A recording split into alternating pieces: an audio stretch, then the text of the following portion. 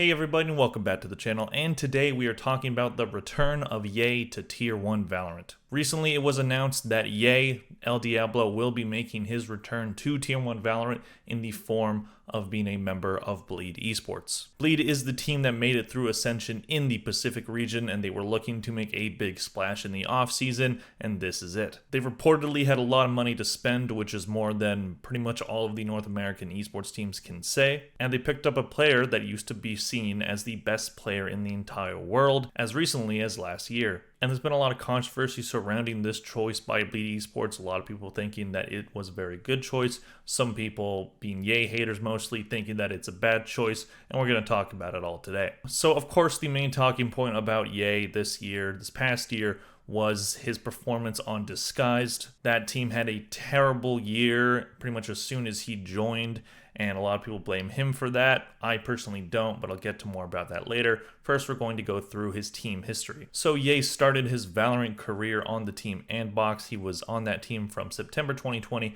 to August 2021. He was then purchased by MV, who would become Optic, and he was on that team from August 2021 to October 2022. Apparently him leaving Andbox was on kind of a sour note because they were basically just trying to sell him to the highest bidder possible, while he specifically wanted to go to Envy. But in the end, he gets his choice and he makes it on Envy, and they do very well together. Eventually, though, he does leave and he joins Cloud9. He's there from October 2022 to March 2023, and if you know your months, you know that that's not a very long time, but we'll get to more about that later. Then he was on the aforementioned Disguised. He was there from April 2023 to June 2023, an even shorter amount of time. End of 2022 was Ye's best year as a professional and maybe just as a person. 2023 was definitely not up to the same par. And there's a lot of people that think that the old Ye is gone, that he will never be as good as he once was when he was on that Optic roster. Some think he's washed now, and his performance on Disguise definitely does not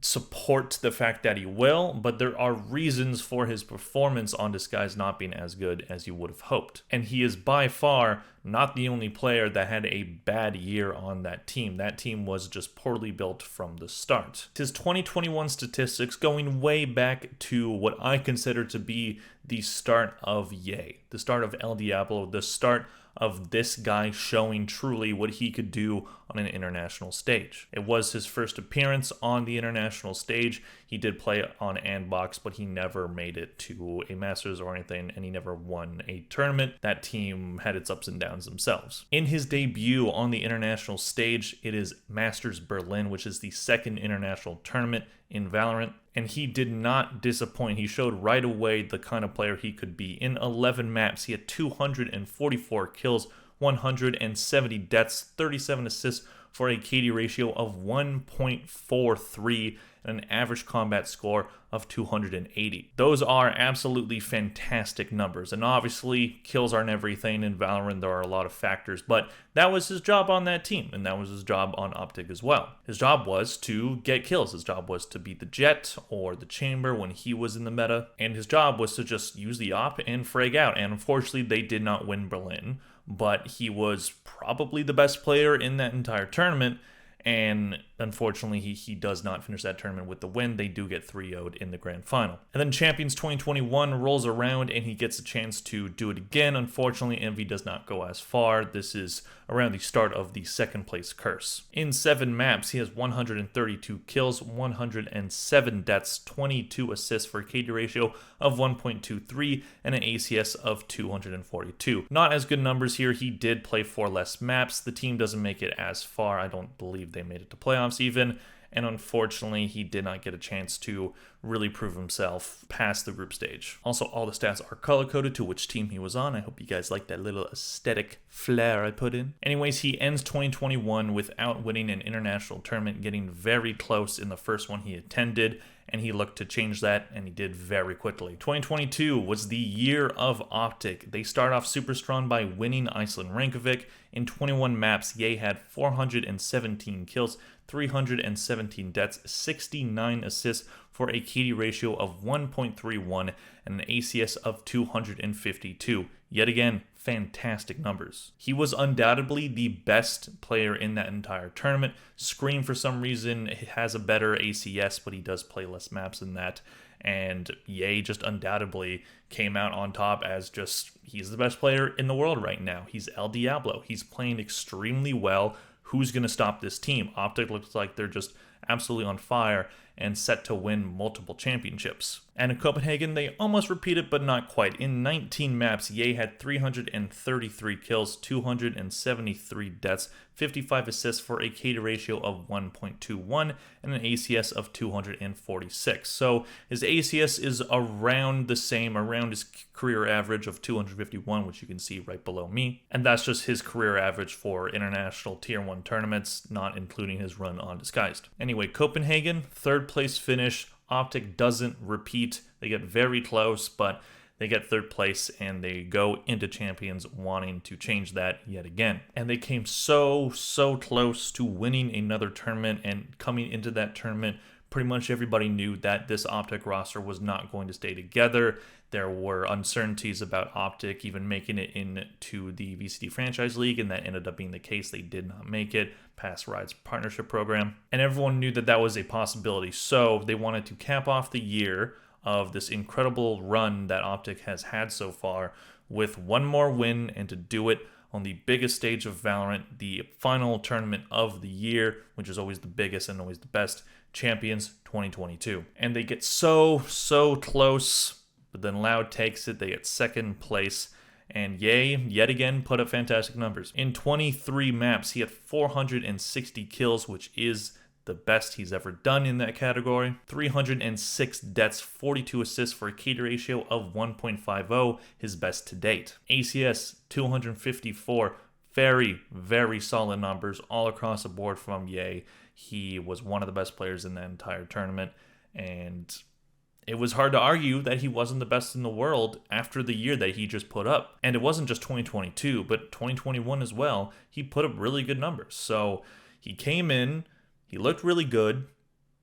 Where's he going to go? Most of the Optic core goes to Energy. Marv says he's taking a break. That would change very quickly. He went on to Sentinels.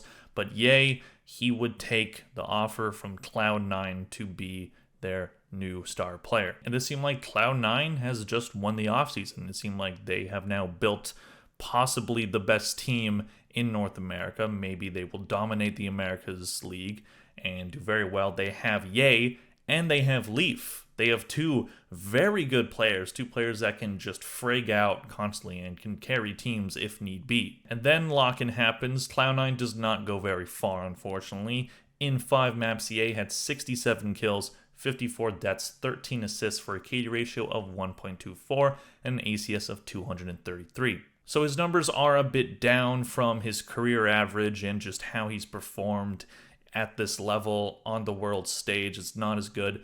But, you know, it's a single elimination tournament. They ran into DRX, who were very good. They were top 4 that tournament. No one in their right mind was blaming Ye for Cloud9 falling short during that tournament.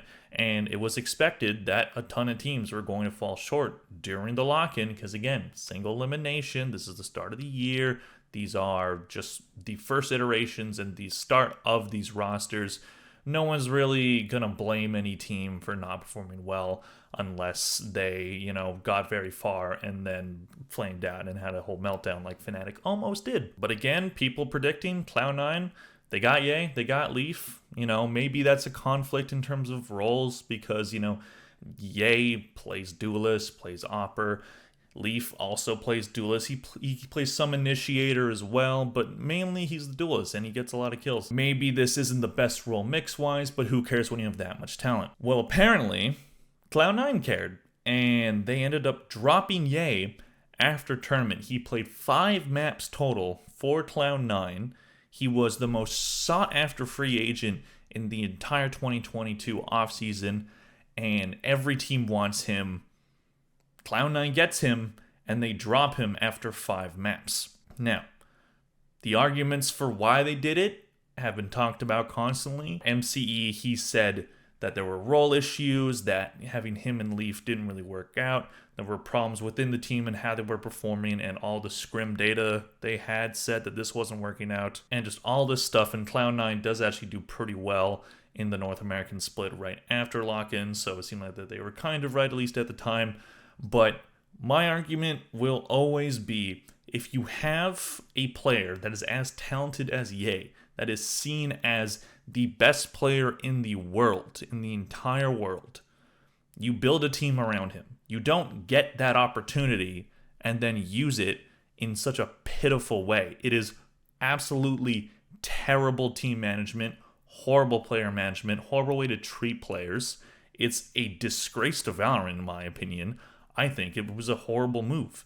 And all of it really showed is that Cloud9 really doesn't care about their players. And they ended up having a decent season, and then karma hit them really hard because they flamed out in a really embarrassing way during the year. And I was kind of hoping that they would do well, but I was kind of laughing at the fact that they flamed out because karma, it gets you eventually. If you knew that there were role issues, if you could see that coming in to this year, you shouldn't have got Ye in the first place. If you already had Leaf, who was already that kind of player, that kind of guy that can get you a lot of frags out, if you need a more versatile team, a more diverse team role-wise, why even get Ye in the first place? It made no sense.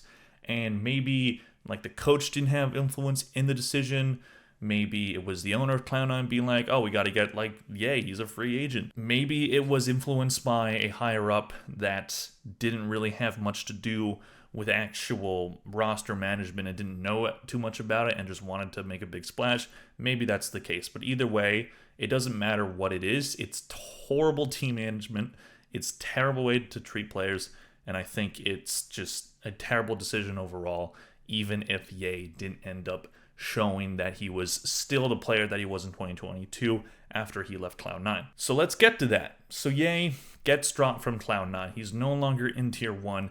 Tier 1 has roster lock rules, so he's not allowed to sign to a different Tier 1 team. And also most Tier 1 teams, they don't even have space for him.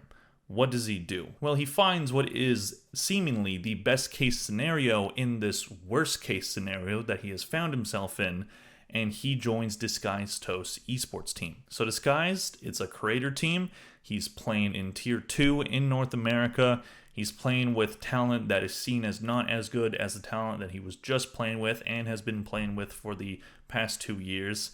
Seems like he should just be able to steamroll and just be able to carry his team, even if his team ends up not being the greatest. But it looks like Disguise is like a decent team going into Split 2. And he can come into Challengers, he can dominate Challengers, and then he can prove that he's still at the level that he was. And then going into 2024, he can sign with the Tier 1 team, he can get the bag, he can play at the Tier 1 level again. And then everything fell apart in the worst way imaginable. Disguised Toast did not win a single game with Ye. They went on an insanely bad losing streak starting at the mid-season face-off in the Challenger split, and it's just a disaster, an unmitigated, terrible, worst-case scenario disaster. In 7 matches with Ye, they won 2 maps. The entire time they had Ye, they get a player that's supposed to be the best player in the world, and they win 2 maps with him. Doesn't really get much worse than that. So in VCL North America Split 2, which doesn't include the play-in relegation matches that they did, they lost all of those as well. In those 12 maps, Ye had 196 kills, 198 deaths, 45 assists for a KD ratio of 0.98. And his ACS was far from his career average at 217. Ye did not perform as well as anyone expected him to. He played pretty poorly. He still had not horrible numbers, but when you compare them to the rest of the numbers that you see on the board, which is against much better competition, it should not be this low. And a lot of people will look at these numbers and have looked at these numbers and show this as proof as why he should not be on a Tier 1 roster. If he couldn't perform at least to almost the same level as he did in Tier 1 on Tier 2, why should he get any more opportunity than any other player looking to be a Tier 1 player? And it's a fair question to ask, but the year that Disguised had, personally, I would not put it all on Ye. There's been a lot of talk about it recently. It's kind of just, it's now still in discussion. People are still talking about it, mostly because there were some comms that leaked that some guy put on Twitter, and it was basically just showing an argument between Ye and Steel, and Ye kind of acting very, kind of rude, to be completely frank. But I think that, first off, we shouldn't be seeing comms of players unless it is put out by the org or by themselves. Players say what they say to their teammates in private. They don't mean for this stuff to get out. And yeah, there's going to be arguments. The team was losing. The team was not doing very well. And Steel, he can be a character as well. He's had problems with other players in the past, like Shazam. And I don't think he's a bad guy or anything. I think he's competitive, but so is Ye.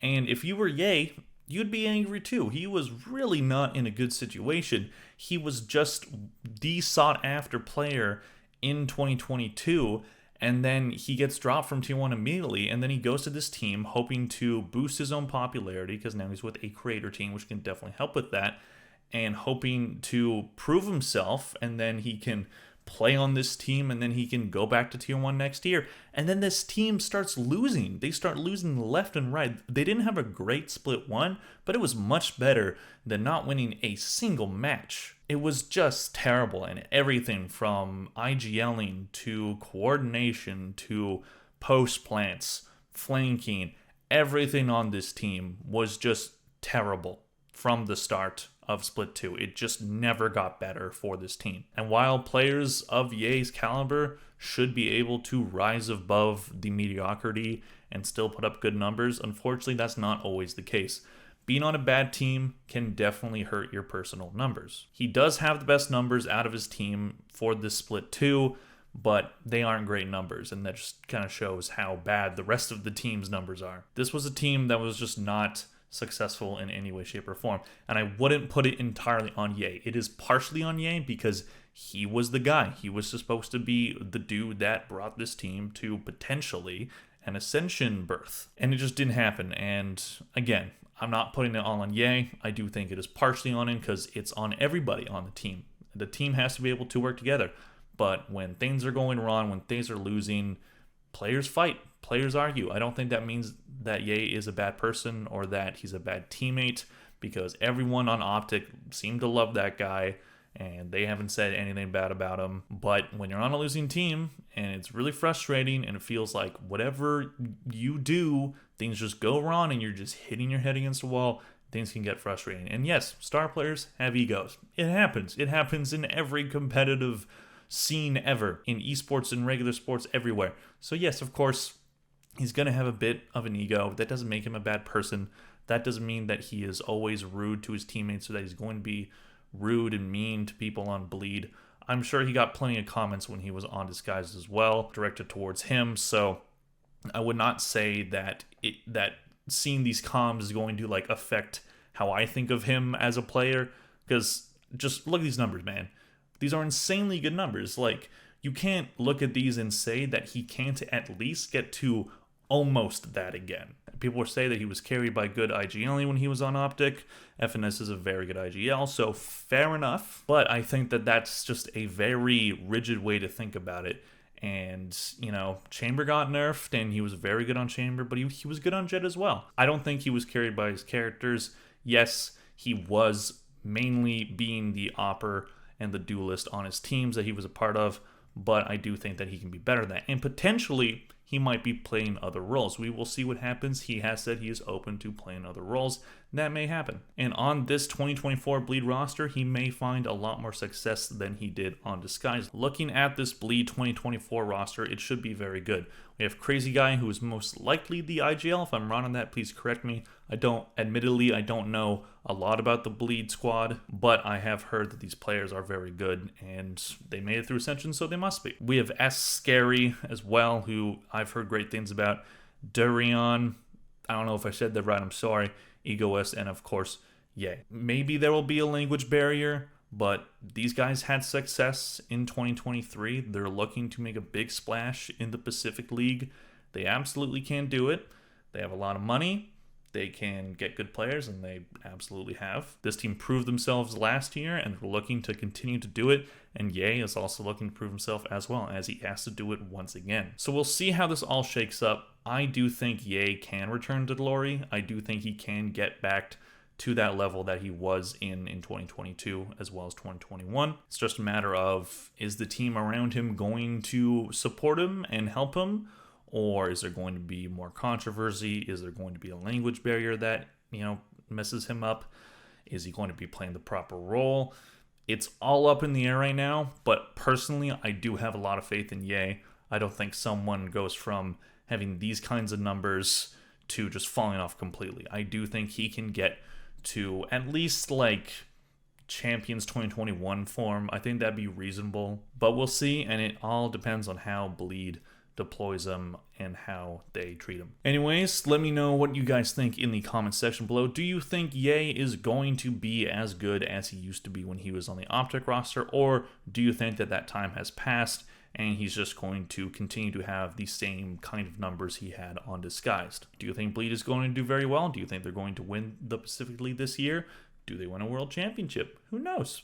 They're going to be looking to make a big impact, so we'll see what happens. Anyways, thank you guys very much for watching. Please like, comment, and subscribe, and I'll see you guys in the next one. Bye.